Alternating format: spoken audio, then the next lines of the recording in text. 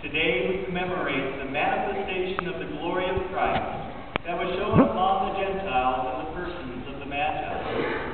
In today's first reading from the book of Isaiah was the beginning of 3 chapters of prophecies that provided a description of the New Jerusalem. In the New Jerusalem, the glory of God would be seen not only upon the Jewish nation, but also upon the Gentiles. The Magi were sincerely in search of truth. They wanted to find meaning and understanding. People today have a desire to find meaning in their lives. There is a natural, God-given desire and quest to seek for something of substance outside of us. Rick Warren, a prominent Christian figure and author of Purpose-Driven Life, a book that has sold millions of copies, has struck a nerve in the soul of people with his teaching and leading people to find purpose and meaning in their lives. People are hungry for meaning, and they are on a desperate search.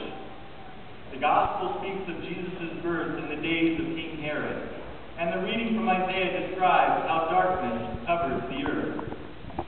What happened thousands of years ago seems in so many ways so similar to what we are experiencing today. I speak of the darkness that covers our world and the thick clouds that have enveloped the people. The tragedy is that the majority of the people of our day have chosen the darkness. They like it because evil deeds are done in darkness, but those that are good are brought out into the light.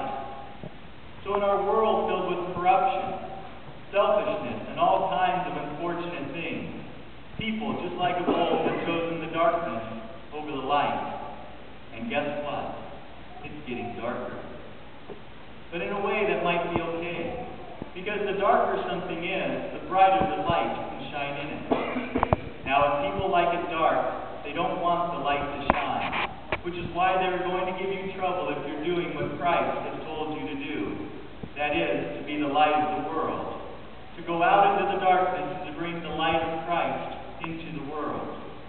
Because unlike what happened 2,000 years ago, where our Lord was born in a human form and was revealed through a star to the nations, today, He wants to be revealed through us. He wants us to be like that guiding star, to bring people to Him, to point the way beyond ourselves to Christ Himself. That is the task that is given to each and every one of us. How many of us have chosen to live like the pagans around us just so that we can fit in? Think about that for a moment. How many of us have chosen to live like the pagans around us just so that we can fit in? With the birth of Christ, the Epiphany, the death, and the resurrection, we now have the fullness of the gospel. We have the fullness of truth given to us. The manifestation of Christ is truly present within the hearts and souls of every single one of us. So if this is the case, then we have to ask ourselves, is Christ revealed now through me? And how brightly am I shining in faith to the world? The times in which we are living certainly should be clear to anyone of faith. These are extraordinary times, certainly times of extraordinary evil. We need to make sure that we are not compromising our commitment to Jesus Christ. Because in the midst of such an evil time, we know that there are going to be extraordinary things happening, and each and every hour one needs to be prepared for that. The Magi taught us by example. They watched in the darkness for a bright star. In the darkness of this world, we need to keep our eyes on the one who is the light of the world. There is a brilliant star that shines in the darkness. That star is Jesus Christ. He is shining, and we are to follow Him. Keep our eyes fixed on Him. We are to unite ourselves with Him.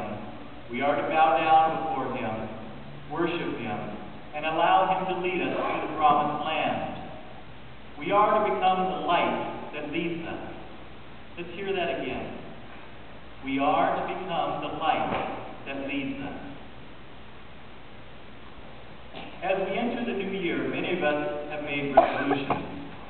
Many of us have probably said, I will eat less, I will exercise more, maybe even fight less with others.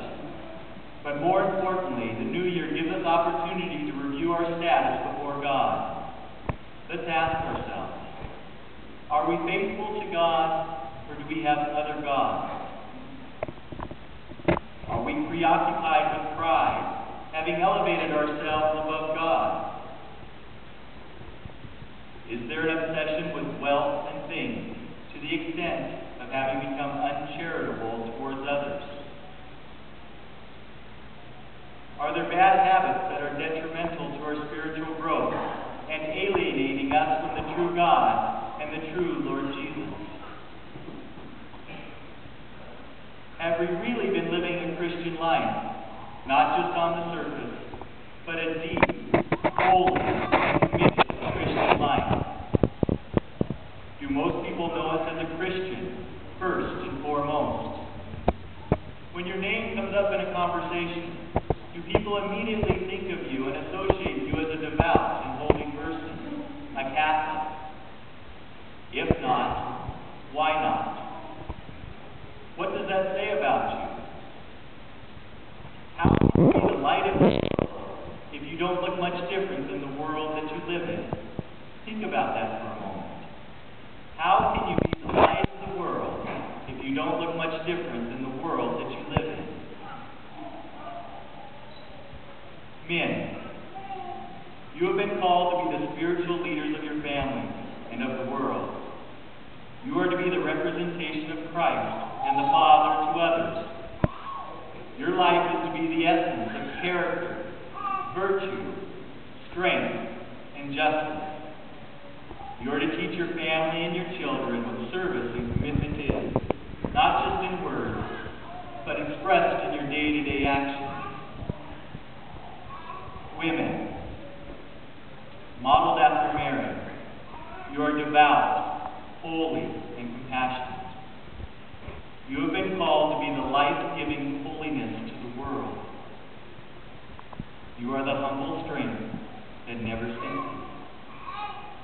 You represent purity and beauty in this life. Children and young adults, you are the church of today and tomorrow. You are the life of our world. You are the most vulnerable to the evil of this world, but you also have the greatest ability to make a change in this world. In how you choose to dress, to act, and to live, you are either taking the light of Jesus into the places where adults cannot go, or you are ensuring that his light fades away. You are much more powerful than you imagine, and that is why you're being attacked so strongly. So what does all of this mean, especially to us here in Reading, and how does it relate to the Epiphany? I believe the message is very simple. We are Catholics. Like the Magi, we were the Gentiles. We are the original Christians. We are not here to be transformed by the world, but rather we are here to transform the world. That is our purpose. We are here for a new Jerusalem. We are to be the Epiphany. We are to show upon. We are to show Christ upon this world. We are Catholics. We have the fullness of the faith. We are here to transform the world.